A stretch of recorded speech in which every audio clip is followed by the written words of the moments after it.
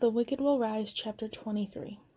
Bright's portable doorway had deposited me on solid, non-floating land, where the clouds were now once again hundreds of feet above my head rather than miles below my feet. Knox was just a second behind me, and as soon as he stepped through the portal, it slammed shut and disappeared. We both stared up in amazement at what was standing in our way. Rising up out of the field in which we stood, the road of yellow brick had turned itself into a gleaming wall, a wall so high that there was no hoping to see over it, and so wide in either direction that it appeared to go on forever, with no sign of any way through it. I pressed my hands against it. "Does this count as lost?" I asked, wondering if maybe we should have found another way back down to earth than the one we had chosen. "It seemed like a good idea at the time," Knox said, echoing my thoughts. "What do you think's on the other side of this thing?" "I guess I'll find out." Before I even tried teleporting to the other side of the wall, I had a feeling it wasn't going to be so simple. My gut was right. When I tried to melt into the shadows, what Dorothy had called the Darklands, and slither through the wall, some kind of force stopped me. Instead of finding myself on the other side of the barrier, I rematerialized 10 feet back from where I had started, with a woozy sensation and a sudden headache, like I'd just tried to butt my head against the bricks. I tasted something metallic in my mouth. "Weird," I said. "Not really," Knox replied. "The road is serious business. Mommy once told me it was as pure an expression of Oz's magic as there is, and now that the magic's coming back, I bet it's getting more powerful than it was before. You've seen how it can be. It has a mind of its own. I guess it decided that it doesn't want anyone going past the spot, and it looks to me like it's not going to give up without a fight." I felt the wall running my fingers along the smooth bricks, which were glittering gold in the sun. It was so beautiful that, under other circumstances, I would have been awestruck. I didn't know what I was looking for. A secret button that would open a door, like in a Nancy Drew book? I laughed at the irony of that. Come to think of it, though, how nice would it have been to find myself in any other storybook other than this one, with nothing to worry about except missing heiresses and stolen jewels. Next time, I promised myself. For now I was out of luck. Even if there was a hidden switch somewhere in these bricks, I had no way of finding it. It would take me weeks, if I was lucky, to cover every inch of the wall looking for it. "So what do we do?" I wondered aloud, giving the wall a kick. "Know any flying spells?" Flying had never been my thing. Hovering, maybe. A little levitation here and there, fine.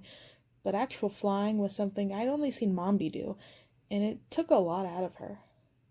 "Nope," Knox said. "But there's no law saying we have to go through it. Who knows what's on the other side, you know? Maybe we should head our other way and try to regroup. Go find the Order and get a real plan together." "Newsflash," I said. "There is no Order anymore. Mombi's sick. Glamora's probably dead. Who knows where the rest of them are? That leaves you and me. Look, I say Bright's doorway took us here for a reason. If something's trying to keep us from getting through here, there must be something important on the other side." "Maybe we can climb it," Knox said thoughtfully. "I never was so great with horticulture spells, but—" He moved his fingers over the earth, and a pair of thick, green vines sprouted up from it, quickly crawling up the sides of the wall. I shuddered, remembering the rope climbing in gym class, and how I'd never been able to make it halfway. I wasn't sure I wanted to test my improvement on a day like today. I didn't need to worry about it. When Knox tugged at the newly created vines to test their strength, they wilted instantly under his touch. "Damn," he said. No surprise, though. I just stood there, trying to think of what to do. Maybe we should just turn around and head off somewhere else. I was so exhausted. Rest. That's what I wanted. Somewhere to rest. Not rest like sleep, though. I could have used that too, of course, but what I really wanted was rest, as in, like, a break from always having to be on alert, never knowing what was coming next. A break from watching people die and not being able to do anything to stop it. A break from being the one who had to kill them. More than anything, I wanted this to be someone else's responsibility. I let out a scream of pure frustration and slammed my fist against the wall. When that felt good, I did it again. That was when I felt something inside of me snap. I kept on screaming and punching and screaming and punching. It felt good in a weird way. It was This was everything I wanted to do to Dorothy and Glinda, to Mombi and Glamora for getting me into this, to Pete for selling us out, to the Wizard for just being the Wizard. Screw it. To everyone. This is what I've always wanted to do to all the people who have ever underestimated me, to everyone who had ever picked on me or cast me aside. Just hit them. I hadn't even gotten to hit Madison, but I'd been suspended for it anyway. So I kept on wailing on it, not caring that my knuckles were bleeding or that I knew it was all completely pointless. Actually, there was something about the pain and the pointlessness that was exhilarating. "Amy," Knox said, sounding shocked at what I was doing. I ignored him. I didn't care. I was so caught up in my fury that I didn't notice that as I kept on punching, the pain became less and less apparent.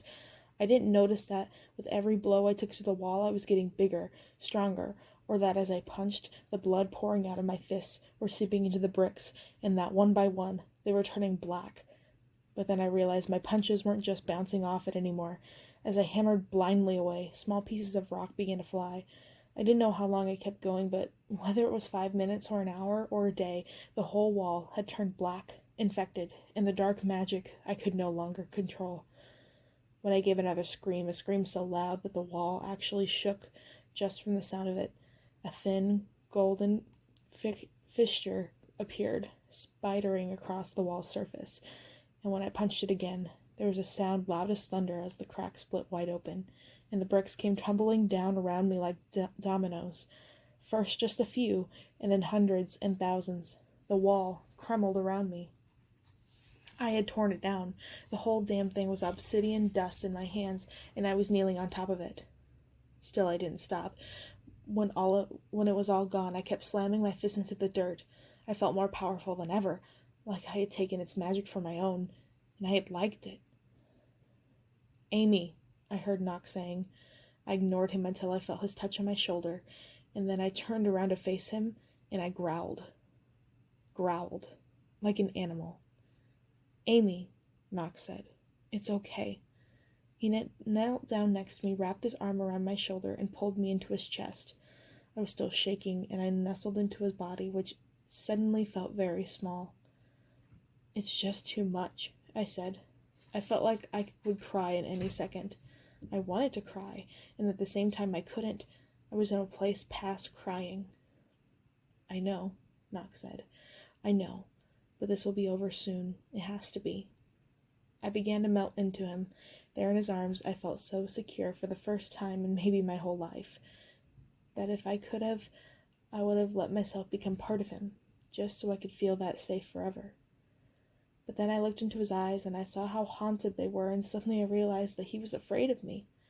At first I thought it was only because of what he had just seen me do, but then I caught a glimpse of myself, just a glinting image reflected in his pale gray irises, and I realized that it wasn't what I had done that had frightened him.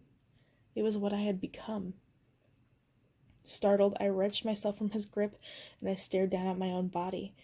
Was this really me? My hands, my arms, and even my legs, all of me, were rippling with muscle and bulging veins and were covered with fire dusting of something like fur, a deep emerald green and the texture of velvet. Each of my fingers was tipped with a blood-red, razor-sharp claw. Beginning to panic, I pressed an open palm to my forehead, hoping that what I had just seen had only been my imagination. It wasn't. At my temples, just below my hairline, two hard, curling nubs protruded. They weren't big, but they were there. I had grown horns. "Amy," Knox repeated. I jumped to my feet, but he grabbed me by the wrist and pulled me back toward him. I was so ashamed of myself that I just wanted to turn away. And I could have. I was so much stronger than him now, and bigger too. His body had seemed small because he was small now, at least compared to me. Because I had been tearing down the road of yellow bricks, I had grown into something new. Something huge and terrifying, the very thing I had been afraid of turning into. I had become a monster. I didn't want Knox to see me like this, and still I stopped myself from pulling away from him and hiding. I didn't want to hurt him by accident either. I didn't know my own strength, so I let him hold me. "I didn't mean to." "I know," he said. "I know." We stayed like that for a long time, me shaking in his arms while he held me and told me everything was going to be okay. As he said it over and over again, I felt myself calming down, and the thing that was inhabiting me began to slip away, leaving my body.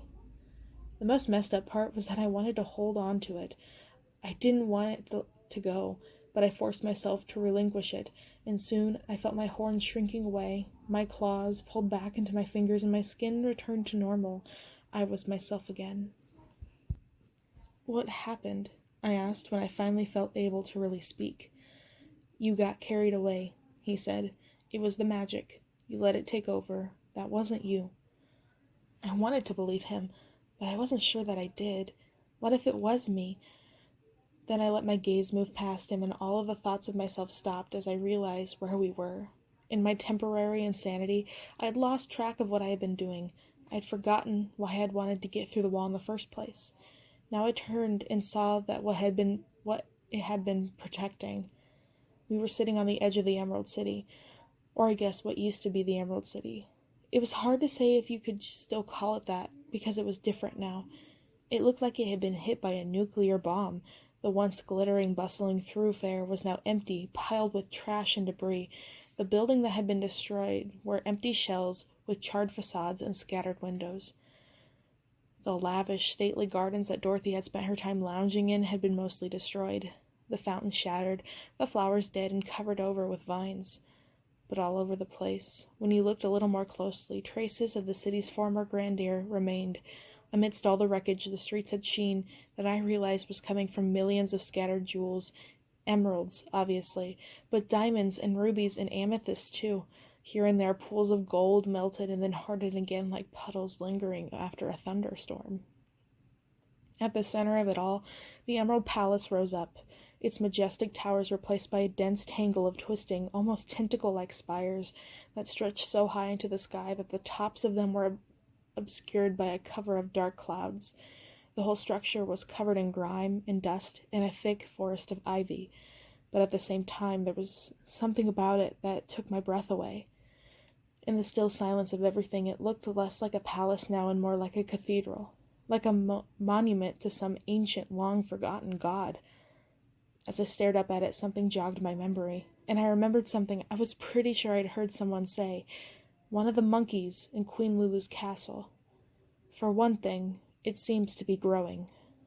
At the time, I had no idea what that had meant.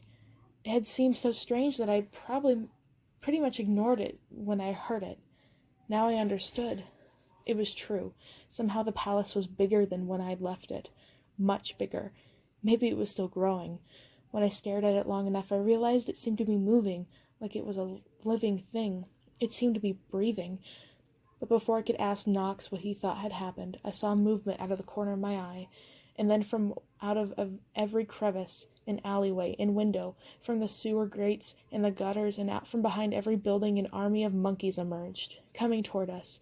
Leading the way was Queen Lulu, who was dressed in army fatigues and carrying a small silver pistol. "Amy," Lulu said, "we've been waiting for you, and I'll tell you one thing.